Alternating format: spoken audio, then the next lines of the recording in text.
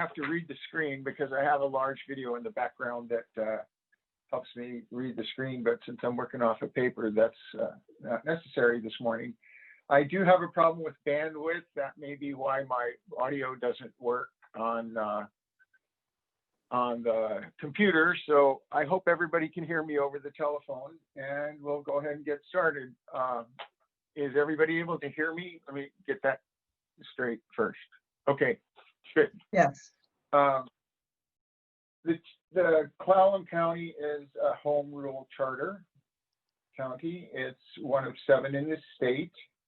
Essentially, the charter is a constitution that gives control of the county affairs to the people rather than dictums from, hold on, I got another message here later, I guess. Pardon the distraction from the computer. Rather than be regulated strictly through Olympia. It was formed in 1976, and it provided a structure for county government that we have today. County commissioners are elected, and they represent the legislative and executive branches of the government. The assessor, auditor, sheriff, treasurer, prosecuting attorney, judges, and director of community development are other elected officials, and those are defined within the charter. The Charter Commission is elected every 5 years, and it has 5 individuals from each of our 3 districts for a total of 15. I can provide the names if people would like, but I think that will take quite a bit of time. So if you have questions at the end of the discussion, we can look into that more completely. The commission makes recommendations to the county commissioner, as well as provides amendments that go into the election. And we'll talk about those a little bit later in our discussion. We first met in January. That was kind of an interesting meeting. Basically spent that organizing and under the Public Meetings Act, of course. Lori Gorse was assigned as our clerk, and Elizabeth Stanley, our attorney. The group started with bylaws and executive committee. I was elected to the executive committee as a vice chair. Sue Urson was elected as the chair, and Norma Turner was the second vice chair. Public comments were taken at all the meetings before and at the end of every meeting. It was pretty much run like a typical meeting. There was some discussion about the content of the public comment. There was a long discussion. Well, is it going to be only on the agenda for the first public comment and general comments at the end of the meeting? That took a meeting or 2 to resolve. We just decided to take public comment twice during the meeting on any subject that the public chose. Time limits were regulated there to try and keep everybody with an opportunity to speak and not take over large blocks of time. There were a couple of proposals that I found kind of interesting. There was some discomfort with the attorney that was assigned by the prosecutor's office. There was one suggestion that the county give the commission a $100,000 budget to hire an outside attorney, and the group decided that that probably wasn't a very good idea since we only had an $8,000 budget to begin with, and a different attorney was appointed by the prosecutor's office, and that was Elizabeth, who followed us through the entire sequence of our meetings.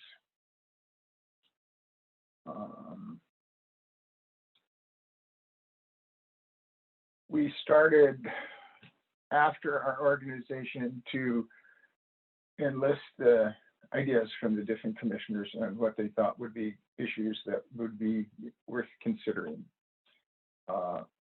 valuable to the community for whatever reason.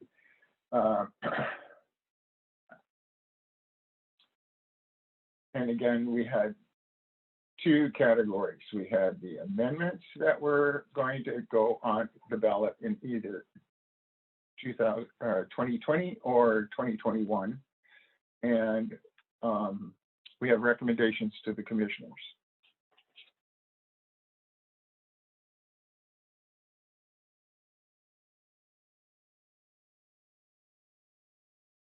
Of course, there's the public recommendations. We had a lot of recommendations from the public on a variety of issues. Some we didn't spend much time with. There was a recommendation that we make some type of statement on the use of nuclear weapons. The group sort of felt that was a little bit beyond our direction from the charter, and so that was one of the items that didn't get much traction. Then we came to COVID-19 after we were having meetings that included the county commissioners and other elected officials. We had those meetings in person, and shortly after that, the COVID shut down public meetings. There were no meetings for a while until it was determined that we could have video meetings and still comply with the Public Meetings Act. We did that for a short period of time, and folks felt that that wasn't an effective use of our time, and it was anticipated that I think it was May 4th that they were going to lift the closure, and then we could go back to having our meetings. When that didn't happen, we decided to resume meetings on the computer, and that's how we finished the year, by going through our different meetings on the computer, and they were just like this one. Some people's connections worked better than others. There were a lot of people on the videos. I don't know if that's the case here today, that looked like they were being. I don't know if you remember on television, they have these interviews with these secret witnesses, and they're all scrambled up and they're all wavy, and you can see the shape of the body, but you can't make any features out on the faces. That we had a lot of those types of meetings that add some color to the events. And we went through the end of November, or the middle of November, and then we adjourned for the year. There are some people that wanted to continue meeting, but there wasn't very much of issues left to deal with, so the group just decided to disband at that time. So what did we accomplish? We passed 6 amendments. By passing the 6 amendments, I mean the Charter Review Commission successfully approved having these amendments on the election, on the ballot for the election. The first one was the nonpartisan prosecuting attorney. That one passed. There is clarification of section 410, which passed, and essentially what that did is it added one word to the charter and section 410 that referred to the county commissioners, and the word county was added in front of commissioners to separate that from charter review commissioners. The frequency of charter review elections, people wanted to move them from 5 years to 8 years, and that one failed. County commissioners elected countywide, that passed. That was a subject of long discussion, and it was also one of the things that was in the survey. I meant to speak about that. I'll go back and talk about that in a minute. And then signatures required for a petition, that failed, and appointment of director of community development, that also failed. So we will continue to have a DCD director that's elected. When we did our survey, which was one of the ways that we received input from the public, it had 11 questions. The questions were formulated by the commission and approved, and the survey went out. And when the results came back, they influenced our decision making in 2 ways. Since the survey wasn't terribly well designed for statistical rigor and to be able to determine a conclusion with statistical significance. Some people thought that the results would be unreliable. And when an issue turned up in one person's favor and not the others, if he liked what the result was and it was liked by the public, it was referred to from the survey. If he didn't like the results from the survey, it was referred to the fact that it wasn't statistically significant. So it made for some interesting discussions as we deliberated through these different amendments. And then we'll move into recommendations for the county. I'm just going to read these to you, and you probably saw all of the details in the election pamphlet on the different amendments. Are there any questions on those before I move into the recommendations for the county? Okay, hearing none. The Board of County Commissioners should take all required and necessary legal action to ensure that any franchise associated with new radio frequencies, i.e. 5G, will essentially go through all of the rigors of the National Environmental Protection Act, or NEPA. There's a lot of concern over this for health reasons. There were a number of different people that had reasons why it shouldn't be for health reasons, and there were a number of people that thought that it wasn't a health issue. It was really hard to sort through the different information, and the result was this recommendation for the county commissioners to essentially follow the federal law and make sure that the NEPA is completed.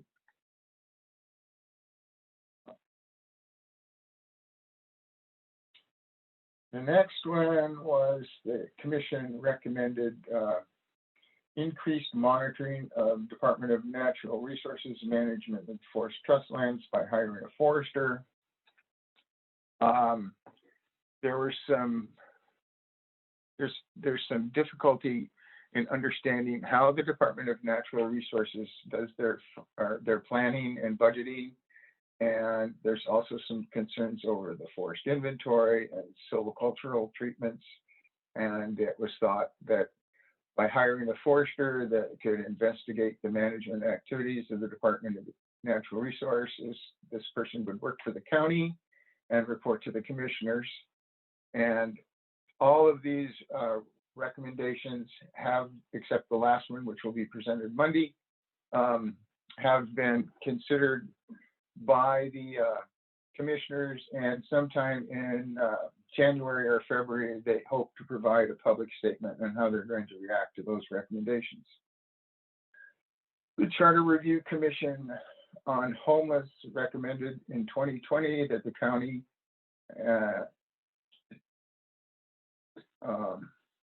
excuse me here.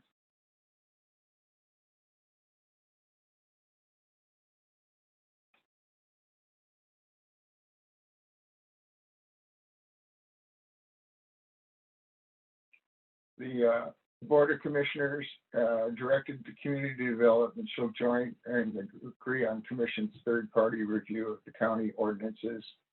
Essentially, after the election and the public decided that they were going to continue to elect the Director of Community Development, this recommendation is for them to review the ordinances and look at opportunities where the commissioners and the other elected officials can work with the Department of Community Development for the benefit of the county.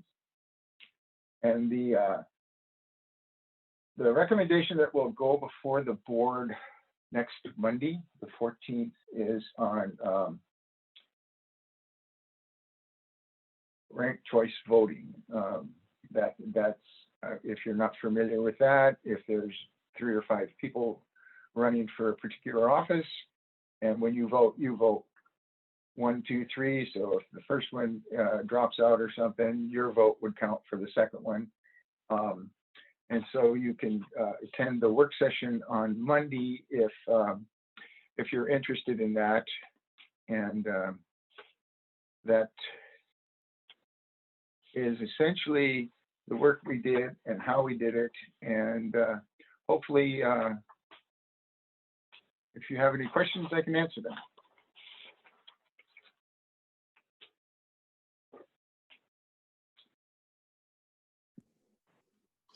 Joe, this is Chris Stepchansky here. And you said we are one of only 8 charter governments in the state, correct?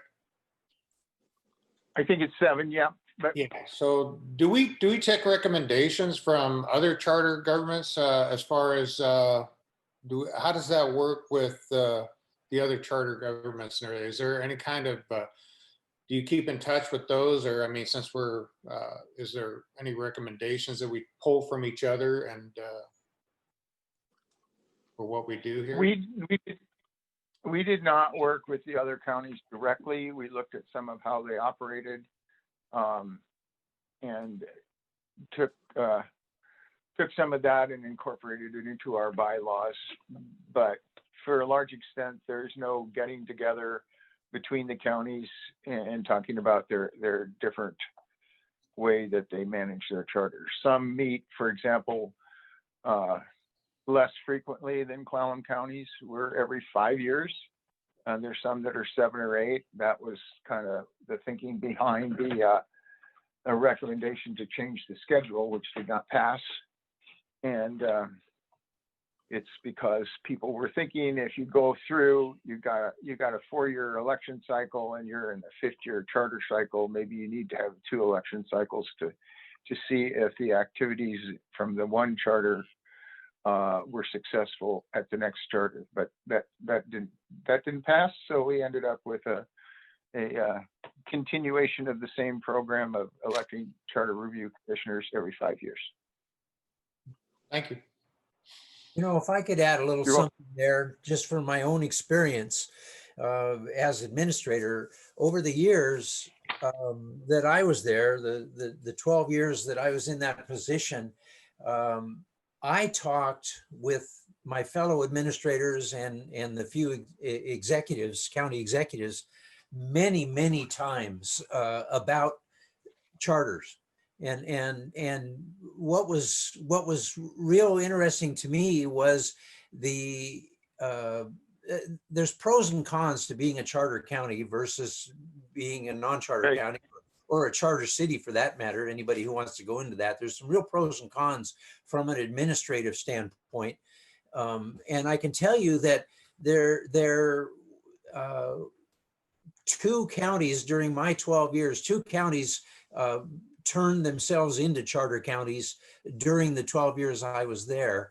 And it was real interesting to hear the interest among the other counties as to what could they do if they were to convert to charter. And so there seems to be some momentum out there for a lot of other counties are working on the possibility of becoming charter counties because of the inherent advantages that they see in them. But it's a very slow process. Right. And there, it does give you some freedom from regulation by Olympia, but there are some things that are still under law. I'm sure prosecutor could correct me if I'm wrong, but the person that runs for prosecuting the attorney has to have an experience as an attorney, and the person running for sheriff has to have a law enforcement background. But most of the other offices that are elected positions, all you need to do is have more vote than the next person to qualify to be in that office. So those are things, a few things that still Olympia has an influence on the county. I think it's good that there is a county participation of the citizens in the regulation of their activities. There's always a number of people that feel that they're championing the public's cause. But some of them have forgot to talk to the public, make sure what that cause is. But that's always kind of an interesting conversation to have. Joe, would you talk a little bit about your within the commission, the Charter Review Commission, your decision-making process? Was it by consensus? Was it by a simple majority vote? And then ultimately, when you came down to those items that went forward to the ballot and the recommendations, what's the level of agreement amongst the county or amongst the Charter Review Commissioners that those items should have been presented as they were? Well, you go through a considerable amount of time deciding what, for example, amendment is going to say. And then once you have the language that you're going to put forward, that has to be announced to the public. So what's announced is the Charter Review Commission is going to vote on county elections, for example, at the next meeting, whatever it is, and you give the date, and then there's this public announcement.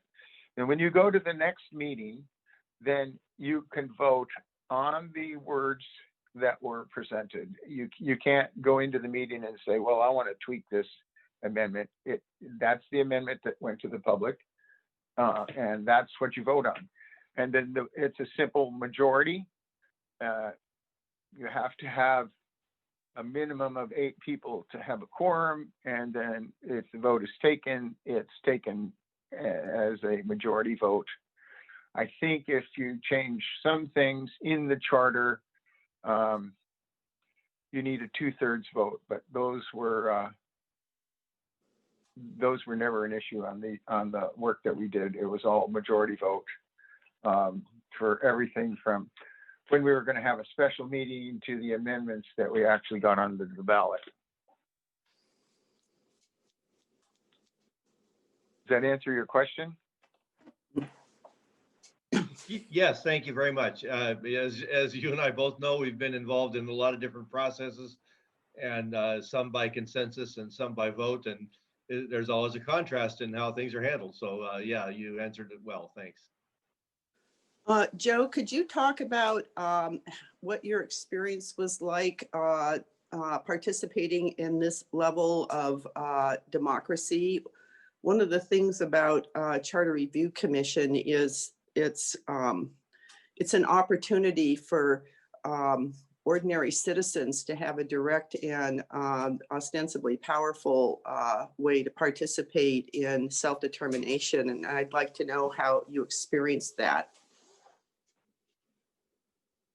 Well, there was a lot of discussion on different items that went on that brought people around to voting one way or another, and that's always good. There's also people that were not happy with the vote and tried to change the vote, or would ask people to change their vote, or would go and bring the issue up a second time or a third time, trying to move it forward. And I think it's a lot of work. You have to listen a lot, and it helps if you validate a person's opinion, even though you don't necessarily agree with it. I think the work goes a lot more smoothly, and it certainly is. It's an easier way to achieve something, trying to get people to work together, and it is quite the challenge. But it happens. I mean, I think we had a pretty good suite of amendments for the ballot. I wasn't happy with a lot of the outcome, but that's what the people seem to want. So that's where we end up. And I think that's a good way to go. Some of these election processes are being challenged quite significantly today, and I feel that that's inappropriate.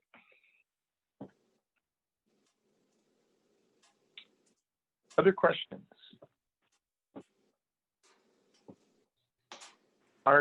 I have a question. Are any of you folks interested in running for charter review that comes up again in 5 years?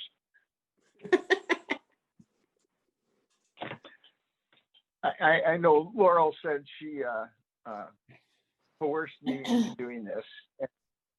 I certainly would have not done it if I didn't want to, but I think it was an interesting experience. I would consider running again. But sometimes it's a little bit like pushing a rope uphill. And other times when you get to the top, you feel like you've accomplished something. So I'm pleased that I participated. Well, thank you so much, Joe, for your presentation, your insight into the charter county and how it works. And we appreciate you joining us this morning, even though Laurel had to push you. So. Yeah, thank you. I appreciate it. I look forward to when I know there used to be times when there were socials and gatherings of that nature, but that doesn't seem like that's going to happen real soon. But I certainly look forward to the opportunity to meet with folks at some point in person again. Well, we'd love to have you too, Joe. So once we start meeting in person, we'll put you on the list, and you're more than welcome to join anytime. Thank you. Okay, that's going to give us about 10 minutes back of our morning here. So unless anybody has anything else that they'd like to share or bring up at this point. Chris, were you able to get a check? A copy of a, I was in Silverdale all day yesterday with my shoulder consultation, so I oh, wasn't okay. follow up on that. If we don't have a check, you know, that is one thing that we need to do. Is there any way we can get a Rotary check, a Nor'Wester Rotary check, a big one that we can just, you know, put a whiteboard on top of it and use repeatedly? You know, I created one when we had the That's what I raffle thought. tickets. I remember doing that, but I think I tossed it once we quit doing the raffle or something, but I can look for it. I made it all homemade. Steve, do we have one out at the storage room, you think? I feel like Ted Groves made one for us too once or something that we had, Yeah. you know. I thought he did, so, but it might be nice to have that for the future. So I'll take a look. I'll talk to Ted Groves Jr. and see if he can make us one for free, and see if he can donate it at least. And we'll have one for future endeavors. I think what we'll do is we'll just pass the trophy this afternoon at that. So that photo op's going to be at POE this afternoon. Actually, anybody who can join us, please do. The more the merrier. We want to celebrate this. So we're going to be at POE at 2 p.m. Tim's going to hand us the trophy for the tuna drive, and actually going to hand Brian the trophy for the tuna drive. It was his year. So hopefully next year I'll get handed it too. So anyway, so if you're able to do so, please show up there, and we'll see you then. If not, I want everybody to have a great weekend, and we shall talk. Remember, next week, holiday social. Wear your ugly sweaters, ugly Christmas sweaters, festive, whatever. Bring your best mug. Like I said, we're not going to question what's in it, but you know, for the first 15 minutes, we'll just enjoy a nice little social, and we won't talk business. Anything else? Okay, guys, enjoy your weekend. Thank you.